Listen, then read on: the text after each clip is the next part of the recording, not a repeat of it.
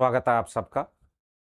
आज की प्रश्नोत्तरी कामायनी की चिंता श्रद्धा और इड़ा सर्गों पर है और मध्य प्रदेश सहायकाचार्य के लिए है विशेषकर। कामायनी की चिंता सर्ग के कुछ अंश किस पत्रिका में प्रकाशित हुए थे? सरस्वती, मर्यादा, सुधा, इंदु। कामायनी की चिंता सर्ग के कुछ अंश किस पत्रिका में प्रकाशित हुए थे? सरस्वती, मर्यादा, सुधा, इंदु। सही उत्तर क्या होगा? क्या होगा इसका सही उत्तर? इसका सही उत्तर है सुधा में। और कब हुए थे? अक्टूबर 1928 में हुए थे। कब हुए थे? अक्टूबर 1928 में। अगला प्रश्न है, कामायनी को पूरा करने में जयशंकर प्रसाद को कितने वर्ष लगे? 6, 7, 8, 9। कामायनी को पूरा करने में जयशंकर प्रसाद को कितने वर्ष लगे? 6, 7, 8 या 9? कितने वर्ष लगे थे? कामायनी को पूरा करने में जयशंकर प्रसाद को कितने वर्ष लगे? तो कामायनी को पूरा करने में जयशंकर प्रसाद को 7 वर्ष लगे थे। कितने वर्ष लगे थे? 7। कामायनी के कवि ने मूलतः ऐतिहासिक काव्य के रूप में ही इसे लिखा है और गौण रूप से इसमें रूपक तत्व वर्तमान है या विद्यमान है। मान्यता किस विद्वान की है? रामचंद्र शुक्ल, डॉक्टर नगेंद्र, बच्चन सिंह या नंदुलारे वाजपेयी। कामायनी के कवि ने मूलतः ऐतिहासिक काव्य के रूप में ही इसे लिखा है और गौण रूप से इसमें रूपक तत्व वर्तमान है। मान्यता किस विद्वान की है? रामचंद्र शुक्ल की, डॉक्टर नगेंद्र की, डॉक्टर बच्चन सिंह की या नंदुलारे वाजपेयी की। प्रश्न संख्या 3 का सही उत्तर क्या होगा? सही उत्तर होगा डॉक्टर नगेंद्र। यह मान्यता किसकी है? डॉक्टर नगेंद्र की है। यदि श्रद्धा और मनु अर्थात मनन के सहयोग से मानवता का विकास रूपक है, तो भी बड़ा भावमय और श्लाघ्य है। यह मनुष्यता का मनोवैज्ञानिक इतिहास बनने में समर्थ हो सकता है। कामायनी की रचना प्रक्रिया के संबंध में यह कथन किसका है?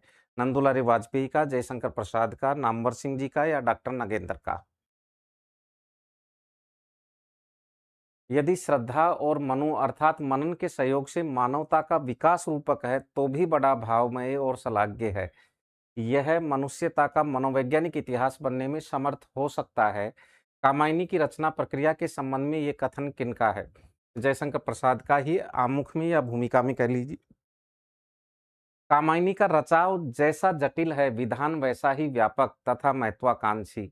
इसमें एक और मानव संस्कृति के विकास का आख्यान है और साथ ही साथ आदिम मनुष्य का उत्तरोत्तर जटिल और संगठित होता रूप है। कथन किस आलोचक का है? यह कथन किस आलोचक का है, यह आपको बताना है। यह कथन किस आलोचक का है? प्रश्न संख्या 5 का सही उत्तर क्या होगा?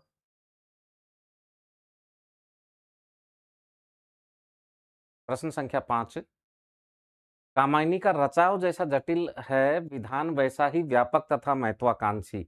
इसमें एक और मानव संस्कृति के विकास का आख्यान है और साथ ही साथ आदिम मनुष्य का उत्तरोत्तर जटिल और संगठित होता रूप है। कथन किस आलोचक का है? यह रामस्वरूप चतुर्वेदी जी का है। किनका है? रामस्वरूप चतुर्वेदी जी का। अधोलिखित कथनों पर विचार कीजिए। मनु, श्रद्धा और इड़ा अपनी संपूर्णता में ऐतिहासिकता की रक्षा नहीं करते, किंतु सांकेतिकता या रूपकत्व के पद से वे कहीं भी स्खलित नहीं होते। कामायनी में खंड मानव चित्रित है, किंतु रूपकत्व अखंड और अविच्छिन्न है। इनमें से कौन सा कथन सही है? या दोनों सही हैं या दोनों गलत हैं? यह आपको बताना है।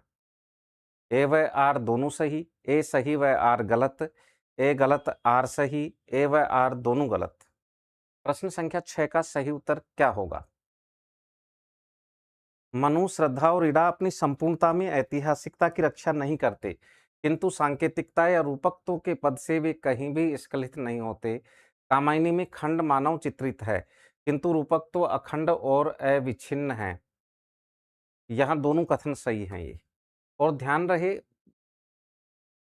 बाई चांस आपसे ये पूछ ले कि ये कथन किसके हैं, तो ये दोनों कथन जो हैं ये डॉक्टर बच्चन सिंह के हैं।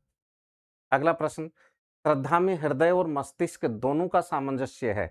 कथन किस विद्वान का है? श्रद्धा में हृदय और मस्तिष्क दोनों का सामंजस्य है, कथन किस विद्वान का है?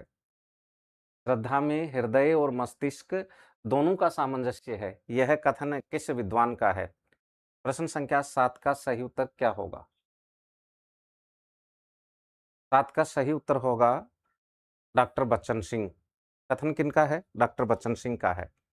कामायनी के पात्रों के संबंध में अधोलिखित कथनों पर विचार कीजिए। श्रद्धा त्यागमयी है तो मनु अपने सुख को चरम सुख मानते हैं। श्रद्धा मानवतावादी है तो मनु आत्मवादी।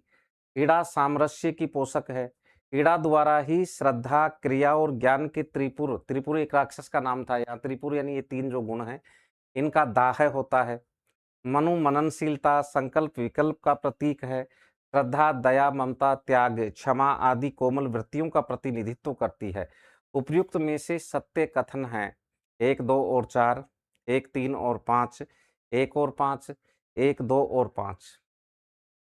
कामायनी के पात्रों के संबंध में अधोलिखित कथनों पर विचार कीजिए और सही कथनों का चुनाव आपको करना है। प्रश्न संख्या 8 को ध्यान से देखें अच्छे से। कामायनी के पात्रों के संबंध में अधोलिखित कथनों पर विचार कीजिए। श्रद्धा त्यागमयी है तो मनु अपने सुख को चरम सुख मानते हैं। श्रद्धा मानवतावादी है तो मनु आत्मवादी। इड़ा सामरस्य की पोषक है। इड़ा द्वारा ही इच्छा, क्रिया और ज्ञान के त्रिपुर का दाह होता है। मनु मननशीलता, संकल्प, विकल्प का प्रतीक है। श्रद्धा दया, ममता, त्याग, क्षमा आदि कोमल वृत्तियों का प्रतिनिधित्व करती है। यहाँ कौन सा कथन सही है, कौन सा गलत है? अगर यहाँ हम देखें, देखो पहला सही है बिल्कुल। श्रद्धा मानवतावादी है तो मनो आत्मवादी, ये भी सही है। ईड़ा सामरस्य की पोषक है। ईड़ा नहीं है, कौन है? श्रद्धा सामरस्य की या समानता की पोषक है, समरसता की पोषक है। ईड़ा द्वारा ही इच्छा, क्रिया और ज्ञान के त्रिपुर का दाह होता है। ईड़ा द्वारा नहीं होता, श्रद्धा द्वारा होता है। तो ये कथन भी गलत हो गया। यहाँ सही क्या होगा? श्रद्धा। और यहाँ भी सही क्या होगा? श्रद्धा। मनु मननशीलता, संकल्प, विकल्प का प्रतीक है। श्रद्धा दया, ममता, त्याग, क्षमा आदि कोमल वृत्तियों का प्रतिनिधित्व करती है। तो यहाँ सही 1 हो गया, 2 हो गया और 5 हो गया। तो यहाँ सही उत्तर क्या होगा? डी होगा। सही उत्तर 8वें में क्या हो जाएगा? डी हो जाएगा।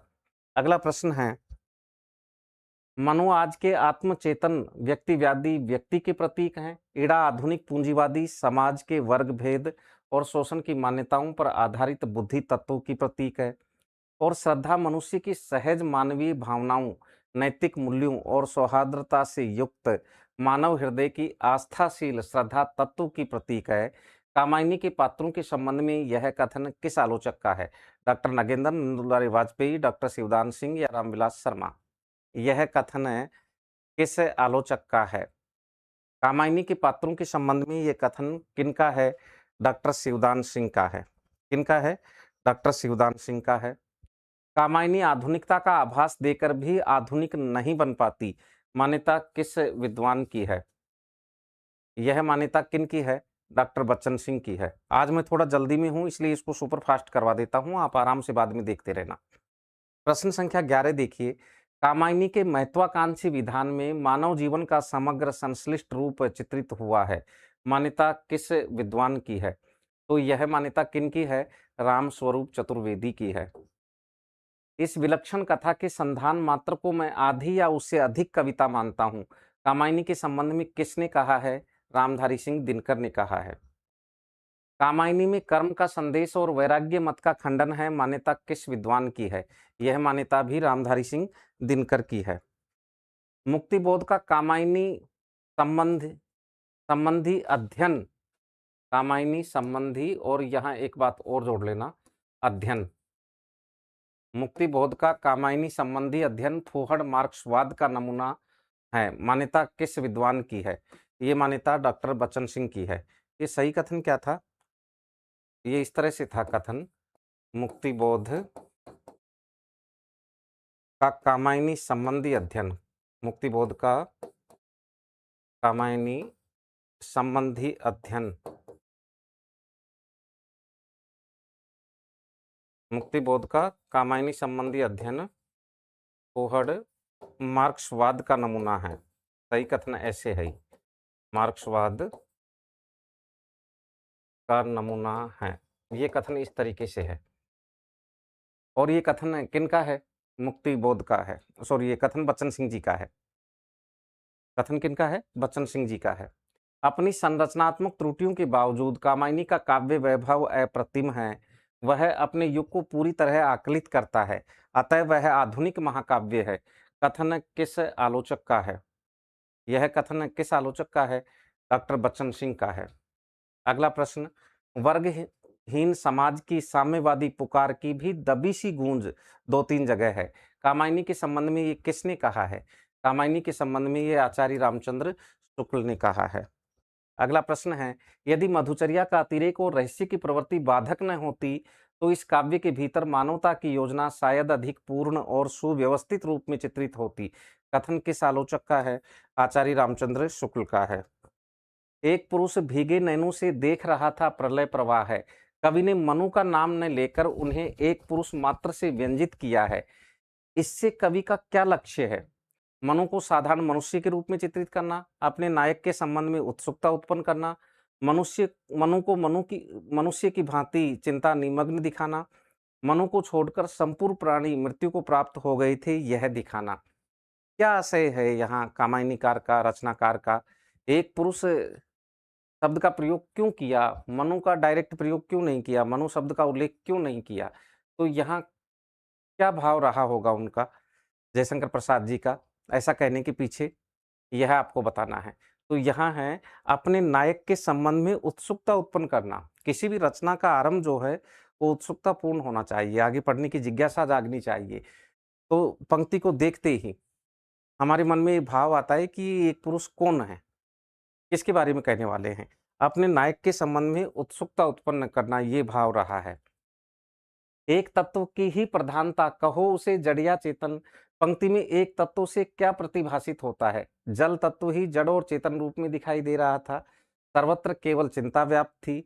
एक ईश्वर ही जड़ प्रकृति और चेतन आत्मा के रूप में प्रतिभाषित हो रहा था।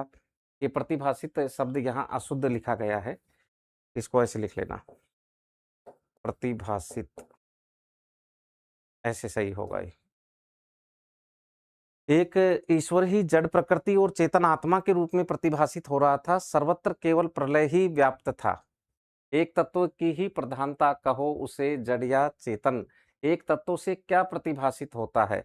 एक ईश्वर ही जड़ प्रकृति और चेतन आत्मा के रूप में प्रतिभाषित हो रहा था। यहाँ इसका आशय ये होगा, ठीक होगा, बिल्कुल सही है। दूर दूर तक विस्तृत था हिम, स्तब्ध उसी के हृदय समान। पंक्ति में कौन सा अलंकार है? उपमा, उदाहरण, व्यतिरेक या प्रतीप? कौन सा अलंकार है इस पंक्ति में? तो यहाँ सही उत्तर क्या होगा? प्रतीप होगा। मनु का हृदय स्तब्ध है तो उसे हिम के समान बताना चाहिए था। यहाँ हिम को ही क्या बता दिया? मनु के हृदय के समान स्तब्ध बता दिया। जहाँ उपमेय को उपमान और उपमान को उपमेय बना दिया जाए वहां प्रतीप अलंकार होता है और ये उपमा का विपरीत अलंकार होता है। तो यहाँ कौन सा होगा? प्रतीप होगा। चिंता कातर शब्द है ये, चिंता कातर। बदन हो रहा पौरुष जिसमें ओतप्रोत, उधर उपेक्षामय का बहता भीतर मधुमय स्रोत। पंक्तियों में उपेक्षामय किसे कहा गया है? जीवन को, प्रेम को, यौवन को, संसार को? पंक्तियों में उपेक्षामय किसे कहा गया है? यह आपको बताना है। चिंता कातर बदन हो रहा पौरुष जिसमें ओतप्रोत, चिंता सरक की ही पंक्तियां हैं ये। उधर उपेक्षामयी का बहता भीतर मधुमयी स्रोत। पंक्तियों में उपेक्षामयी किसे कहा गया है? यौवन को कहा गया है। किसको कहा गया है? उधर उपेक्षामय यौवन का बहता भीतर मधुमयी स्रोत। तो यहाँ जो ये डॉट डॉट है, खालिस्तान है, रिक्त स्थान है, यहाँ पर कौन सा शब्द उपयुक्त होगा? वो यौवन शब्द होगा। अगला प्रश्न है, कामायनी की चिंता सर्ग में अधोलिखित में से चिंता को क्या नहीं बताया गया है? विश्व वन की व्याली, अभाव की चपल बालिका, अमर जीवन की मृत्यु, व्याधि की सूत्रधारिणी। कामायनी के चिंता सर्ग में अधोलिखित में से चिंता को क्या नहीं बताया गया है? प्रश्न संख्या 22 का सही उत्तर क्या होगा? चिंता को क्या नहीं बताया गया? विश्व वन की व्याली, अभाव की चपल बालिका, अमर जीवन की मृत्यु, व्याधि की सूत्रधारिणी। अमर जीवन की मृत्यु नहीं बताया गया। कहा यह गया है जरा अमर जीवन की, अमर जीवन की, यह कहा गया है। तो जरा बताया गया है, मृत्यु नहीं बताया गया, मृत्यु नहीं बताया गया है। अमर से मतलब देवता, और देवताओं को अजर कहा गया है, यानी वो कभी वृद्ध नहीं होते। तो यहाँ इसका तात्पर्य क्या होगा? जरा अमर जीवन की देवताओं यानी अजरों को भी वृद्ध बना देने वाली, वृद्ध बना देने वाली कहा गया है, मृत्यु नहीं कहा गया। अमर जीवन की मृत्यु नहीं कहा गया। अमर जीवन की क्या कहा गया है? जरा कहा गया है। जरा से मतलब वृद्धावस्था से होता है, यानी वृद्ध बना देने वाली कहा गया है यहाँ। अगला प्रश्न है, आह सर्ग के अग्रदूत तुम असफल हुए विलीन हुए। पंक्ति में आए सर्ग शब्द का अर्थ है स्वर्ग, सृष्टि, भोग, प्रलय। बताइए। आह सर्ग के अग्रदूत तुम असफल हुए विलीन हुए। पंक्ति में आए सर्ग शब्द का अर्थ क्या है? स्वर्ग, सृष्टि, भोग, प्रलय। तो यहाँ सही अर्थ होगा सृष्टि। इस सृष्टि के आरंभ में सबसे पहले देव जाति का उद्भव हुआ था, तो वो सृष्टि के अग्रदूत हैं। यहाँ सृष्टि के अग्रदूत किसे कहा गया है? अगर ये बात आपसे कर ली जाए तो सृष्टि के अग्रदूत जो कहे गए हैं वो देवता कहे गए हैं। सृष्टि के अग्रदूत किन्हें कहा गया है?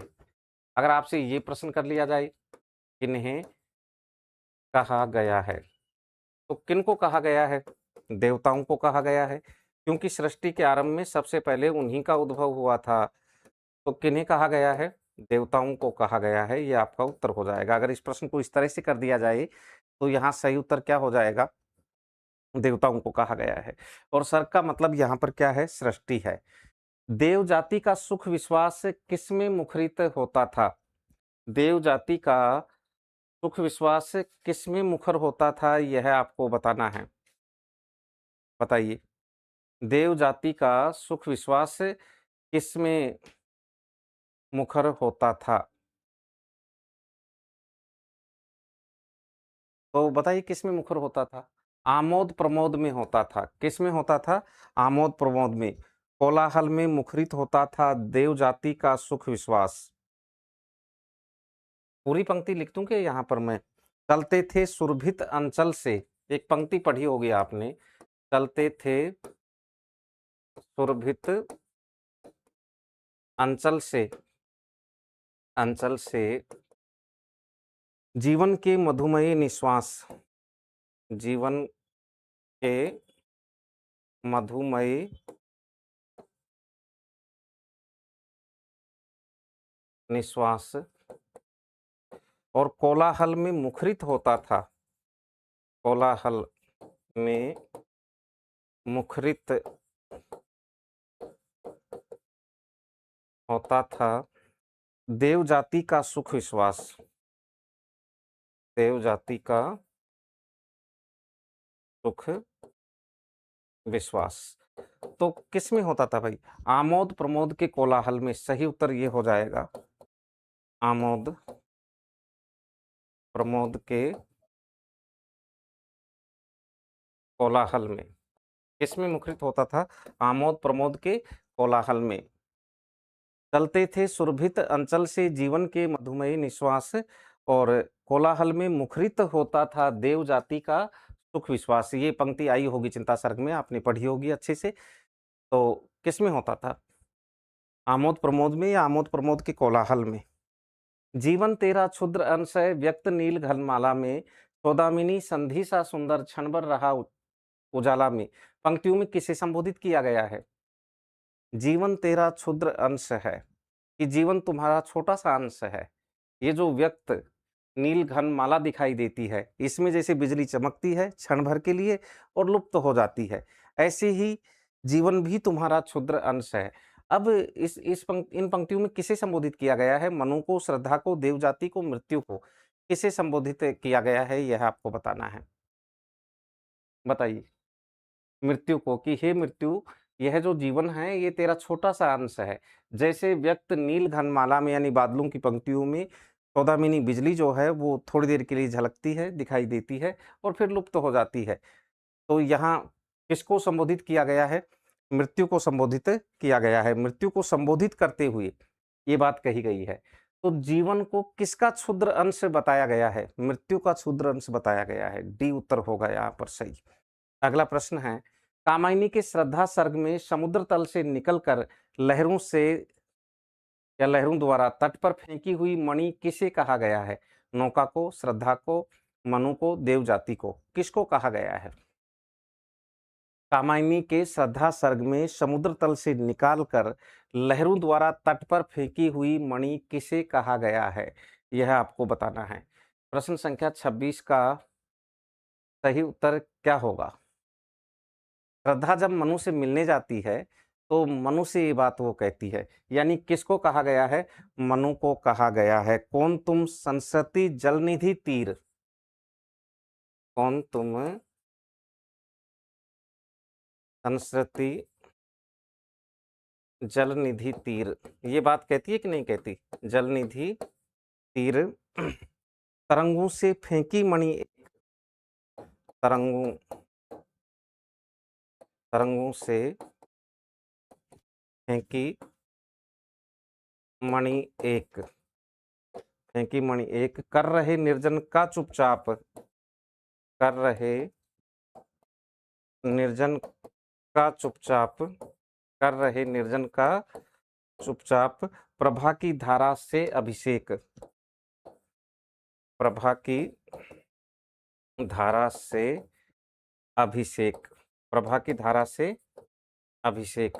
अब यहाँ ये किसका कथन है? ये श्रद्धा का कथन है। किससे? मनु से है। तो श्रद्धा का कथन है ये, श्रद्धा का कथन, और किससे है ये? मनु से है। श्रद्धा का कथन मनु से है। तो कामायनी के श्रद्धा सर्ग में समुद्र तल से निकालकर लहरों द्वारा तट पर फेंकी हुई मणि किसे कहा गया है? किसे कहा गया है? मनु को कहा गया है। नील परिधान बीच सुकुमार, खुल रहा मृदुल अधखुला अंग, खिला हो ज्यों बिजली का फूल, मेघवन बीच गुलाबी रंग। यहाँ कौन सा अलंकार है? तो उत्प्रेक्षा है। यहाँ पर कौन सा है? उत्प्रेक्षा। और उत्प्रेक्षा में भी कौन सा है? वस्तु उत्प्रेक्षा है। कौन सा है? वस्तु उत्प्रेक्षा है यहाँ पर, वस्तु उत्प्रेक्षा। और श्रद्धा के सूक्ष्म सौंदर्य का चित्रण है, श्रद्धा के सौंदर्य का सूक्ष्म चित्रण हुआ है यहाँ पर, सूक्ष्म चित्रण। देखिए कि श्रद्धा मनु से मिलने आई तो नीले रंग के वस्त्र धारण कर रखे, उनके बीच में से, उन वस्त्रों के बीच में से उसके सुकुमार कोमल अधफुले मृदुल जो अंग हैं ऐसे दिखाई दे रहे हैं मानो मेघों के वन के बीच में गुलाबी रंग का बिजली का फूल खिल गया हो, मानो मेघों के वन के बीच में बिजली का गुलाबी रंग का फूल खिल गया हो। श्रद्धा ने नीले वस्त्र धारण कर रखे हैं और उनके बीच में से उसके अध फुले हुए मृदुल जो अंग हैं वो ऐसे दिखाई दे रहे हैं कि मानो मेघों के वन के बीच में गुलाबी रंग का बिजली का फूल जो है वो खिल गया हो। तो यहाँ कौन सा अलंकार होगा? उत्प्रेक्षा होगा। अगला है, प्रथम कवि का ज्यों सुंदर छंद। पंक्ति में प्रथम कवि का सुंदर छंद किसे कहा गया है? मनु की वाणी को, श्रद्धा की वाणी को, प्रलय के उपरांत चलती सुरभित मंद हवा को, प्रातःकालीन सूर्य की किरणों को। प्रथम कवि का ज्यों सुंदर छंद, पंक्ति में प्रथम कवि का सुंदर छंद किसे कहा गया है? मनु की वाणी को या फिर श्रद्धा की वाणी को, प्रलय के उपरांत चलती सुरभित मंद हवा को या प्रातःकालीन सूर्य की किरणों को? किसे कहा गया है? श्रद्धा की वाणी को। जब श्रद्धा मनु से मिलने जाती है, श्रद्धा सर की ही पंक्तियां हैं ये। अगला है, घिर रहे थे घुंघराले बाल, अंश अवलंबित मुख के पास, नील घन सावक से सुकुमार सुधा भरने को विधु के पास। श्रद्धा सर की पंक्तियां हैं और इनमें अलंकार पूछा गया है आपसे कि इनमें कौन सा अलंकार है। तो यहाँ कौन सा होगा? उत्प्रेक्षा। और उत्प्रेक्षा का भी कौन सा भेद होगा? हेतुत्प्रेक्षा होगा। कौन सा होगा? हेतुत्प्रेक्षा। कि बालों का कंधे पर आने का कारण यह है, चेहरे पर आने का कारण यह है कि श्रद्धा ने अपने कंधे पर मुख को झुका रखा था और कारण मान लिया ये कि वो मानो विधु यानी चंद्रमा, मुख रूपी चंद्रमा के पास में, और वो विधु के पास में सुधा भरने के लिए आए हों, अमृत भरने के लिए आए हों। अहेतु में हेतु की कल्पना, जो कारण नहीं है उसे कारण मान लिया गया। इसलिए यहाँ कौन सा होगा? यहाँ पर हेतु उत्प्रेक्षा अलंकार हो जाएगा। कामायनी मानव चेतना के विकास का महाकाव्य है। मान्यता किस विद्वान की है? डॉक्टर नगेंद्र, बच्चन सिंह, रामस्वरूप चतुर्वेदी या नामवर सिंह जी? यह मान्यता किस विद्वान की है? तो यह मान्यता डॉक्टर नगेंद्र की है। किनकी है? डॉक्टर नगेंद्र की। कामायनी के संबंध में कौन सा कथन आचार्य रामचंद्र शुक्ल का नहीं है? कामायनी बड़ी विशद कल्पनाओं और मार्मिक उक्तियों से परिपूर्ण है। कामायनी की अंतर योजना त्रुटिपूर्ण और प्रभाव की दृष्टि से दोषपूर्ण है। कामायनी आधुनिक सभ्यता का प्रतिनिधि काव्य है। श्रद्धा जिस करुणा, दया इत्यादि की प्रवृत्ति का कही गई है, वह दूसरों की पीड़ा का ही संवेदन है। तो कामायनी आधुनिक सभ्यता का प्रतिनिधि महाकाव्य है। ये नामवर सिंह जी का कथन है। किनका कथन है? नामवर सिंह जी का है, आचार्य रामचंद्र शुक्ल जी का नहीं है। कौन सा कथन आचार्य रामचंद्र शुक्ल का नहीं है यहाँ पर? तो कामायनी आधुनिक सभ्यता का प्रतिनिधि काव्य है, ये कथन किनका है? नामवर सिंह जी का है। किसने कामायनी को आधुनिक समीक्षक और रचनाकार दोनों के लिए परीक्षा स्थल कहा है? तो वो किसने कहा है? रामस्वरूप चतुर्वेदी ने कहा है। कामायनी की प्रतीक योजना के संबंध में सुमिलित नहीं है। मनु मन, श्रद्धा हृदय, सोमलता समरसता, वृषभ धर्म। सोमलता जो है वो समरसता का प्रतीक नहीं है। सोमलता भोग का प्रतीक है। किसका प्रतीक है? भोग का प्रतीक है। समरसता का प्रतीक तो कैलाश मानसरोवर है। अगर हम यहाँ पर बात करें कैलाश मानस सरोवर, मानस सरोवर समरसता के प्रतीक हैं। समरसता एवं मुक्ति स्थल के प्रतीक हैं, एवं मुक्ति स्थल के प्रतीक हैं। ठीक है, तो यहाँ सही उत्तर क्या हो जाएगा? सोमलता जो है वो समरसता का प्रतीक नहीं है। किसका प्रतीक है? भोग का प्रतीक है। किसका प्रतीक है? भोग का। कैलाश और मानस सरोवर समरसता और मुक्ति स्थल के प्रतीक है कामायनी में। मनु मन के है, श्रद्धा हृदय है, इड़ा बुद्धि है।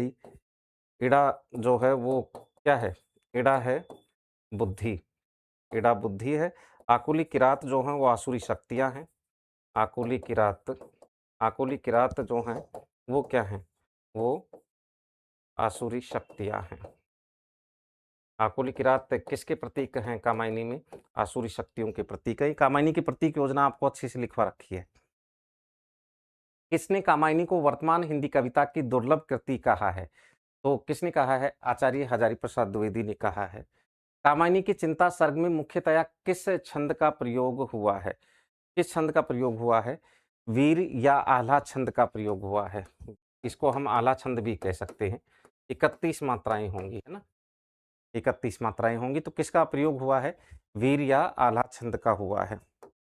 कामायनी के श्रद्धा सर्ग में मुख्यतया किस छंद का? चिंता में तो वीर या आल्हा, श्रद्धा सर्ग में मुख्यतया किस छंद का प्रयोग हुआ है?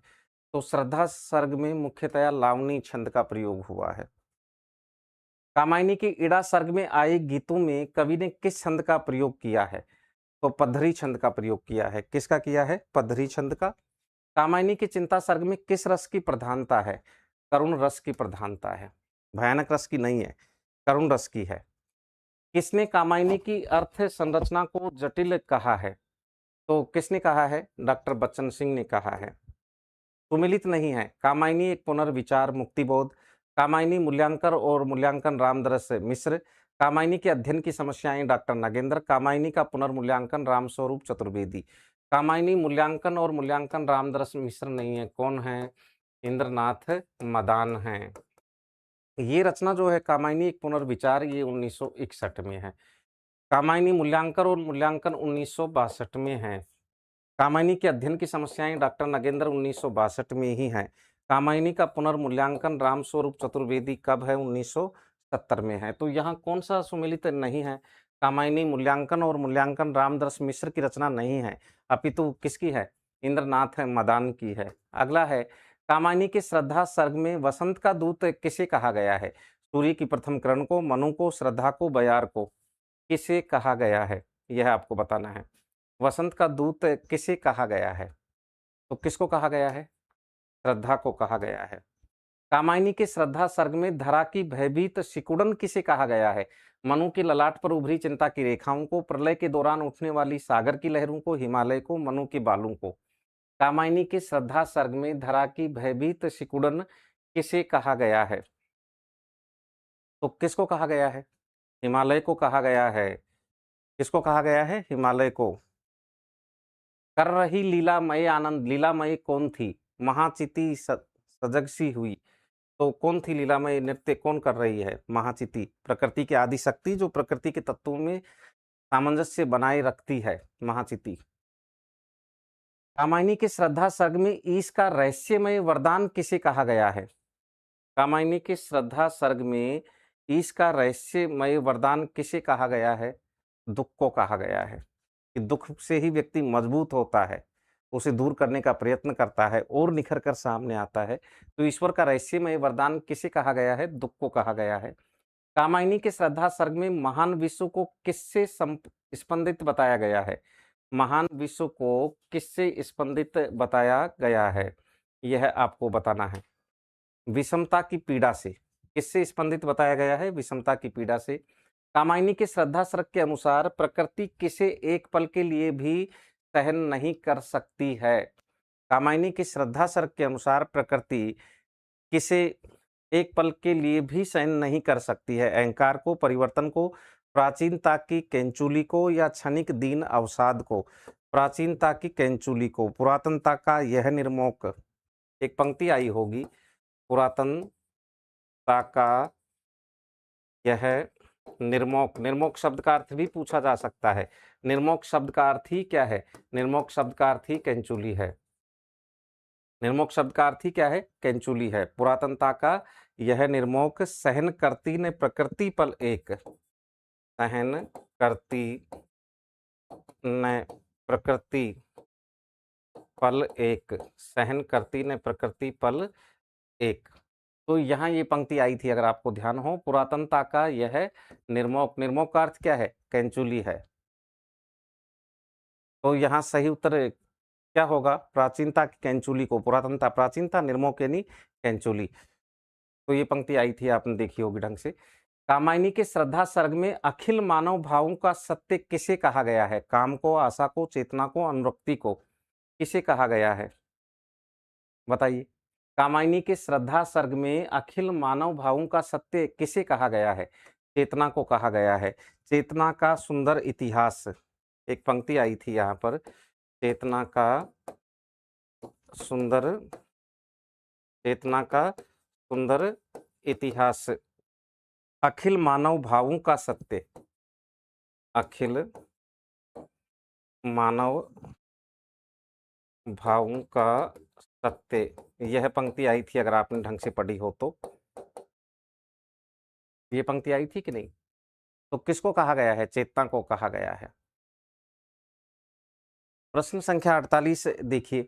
कामायनी के श्रद्धा सर्ग में अनिल भू जल में रहे न बंद, किसके लिए यह कामना की गई है? श्रद्धा के लिए, नारी के लिए, मानवता की कीर्ति के लिए, मनुष्य की आशाओं के लिए? कामायनी के श्रद्धा सर्ग में किसके बारे में यह कहा गया है कि वे अनिल भू जल में रहे न बंद? तो मानवता की कीर्ति के लिए यह कामना की गई है। किसके लिए की गई है? मानवता की कीर्ति के लिए। कामायनी के इड़ा सर्ग में विक्षुब्ध महासमीर किसे कहा गया है? प्रलय को, मनु के हृदय को, जीवन को या फिर महाचिति के क्रोध को? इड़ा सर्ग में विक्षुब्ध महासमीर किसे कहा गया है? किसको कहा गया है? जीवन को कहा गया है। किसको कहा गया है? जीवन को। प्रश्न संख्या 50। मैं तो आबाद गति मरुत सदृश हूँ, कामायनी की इड़ा सर्ग में यह कथन किसका है? बताइए। कामायनी के इड़ा सर्ग में यह कथन किसका है? कामायनी के इड़ा सर्ग में यह कथन मनु का है। किसका है? मनु का है। कामायनी के इड़ा सर्ग में निशित का अंधकार किसे कहा गया है? किसको कहा गया है? जीवन को। जीवन निशित के अंधकार। एक पंक्ति आई थी, जीवन निशित के अंधकार, ये पंक्ति आई थी वहां पर, अगर आपने ढंग से पढ़ी हो तो। यहाँ किसको कहा गया है? जीवन को कहा गया है। निशित मध्यरात्रि को कहते हैं। अगला प्रश्न है, कामायनी की इड़ा सर्ग में सुख दुख की समानता किससे बताई गई है? विध्वस्त शिल्प से या खंडहर से बताई गई है? किससे बताई गई है? विध्वस्त शिल्प से। सारस्वत नगर जो उजड़ गया था, वहाँ के विध्वस्त शिल्प से बताई गई है। प्रश्न संख्या 53 देखिए, निरखते निर्निमेष वसुधा की वह गति विकल वाम, वसुधा की वाम गति को कौन विकल होकर देख रहे थे? मनु, देवगण, नक्षत्र, सारस्वत नगर के निवासी। निरखते निर्निमेष वसुधा की वह गति विकल वाम, उसे कौन देख रहे थे? नक्षत्र देख रहे थे। नक्षत्र निरखते निर्निमेष वसुधा की वह गति विकल वाम, तो कौन देख रहे थे? नक्षत्र देख रहे थे। प्रश्न संख्या 54, उड़ा दिया था समझ तूल, तूल रुई को कहते हैं। मनु ने रुई के समान हल्का समझकर किसे उड़ा दिया था? मनु ने रुई के समान जो है वो हल्का समझकर किसे उड़ा दिया था? श्रद्धा की यादों को उड़ा दिया था, तो श्रद्धा को मान लीजिए। तुम भूल गए थे पुरुषों के मोह में, मनु पुरुषों के मोह में क्या भूल गए थे? संसार नाशवान है, काम ही विश्व का मूल है, नारी का भी संसार में अपना एक स्थान है, भोग जीवन सत्य नहीं है। मनु पुरुषत्व के मोह में क्या भूल गए थे? तुम भूल गए थे पुरुषत्व के मोह में कुछ सत्ता है नारी की। ये पंक्ति आई थी कि नहीं आई थी? नारी का भी संसार में अपना एक स्थान है। देखिए ये पंक्ति ऐसे थी, तुम भूल गए थे पुरुषत्व के मोह में, तुम भूल गए थे पुरुषत्व के मोह में कुछ सत्ता है नारी की, कुछ सत्ता है नारी की। ये पंक्ति आई थी कि नहीं आई थी? तो नारी का भी संसार में अपना एक स्थान है, इस बात को मनु भूल गए थे। प्रश्न संख्या 56 देखिए, कामायनी की इड़ा सर्ग में मानस जल निधि का क्षुद्र यान किसे कहा गया है? कि कौन से यान पर बैठकर और संसार सागर से पार नहीं उतरा जा सकता, स्वार्थ को कहा गया है। कामायनी की इड़ा सर्ग में मानस जल निधि का क्षुद्र यान किसे कहा गया है? स्वार्थ को कहा गया है। प्रश्न संख्या 57 देखिए, सारा जीवन बन जाए युद्ध मनु को ये शाप किसने दिया? श्रद्धा ने, महाचिति ने, काम ने या फिर इड़ा ने? किसने दिया है मनु को ये शाप? किसने दिया? काम ने दिया था। किसने दिया था? काम ने दिया था। बिखरी अलके जो तर्क जाल, किसकी अलके तर्क जाल के समान बिखरी हुई थी? मनु की, श्रद्धा की, इड़ा की या लज्जा की? किसकी अलके जो हैं वो तर्क जाल के समान बिखरी हुई थी, यह आपको बताना है। प्रश्न संख्या 58 का सही उत्तर क्या होगा? किसकी बिखरी हुई थी? इड़ा की बिखरी हुई थी। किसकी? इड़ा की। कामायनी की इड़ा सर्ग में किसने स्वयं को विश्व पथिक कहा है? मनु ने, श्रद्धा ने, इड़ा ने या फिर काम ने? तो मनु ने कहा है, मनु ने खुद को विश्व पथिक कहा है।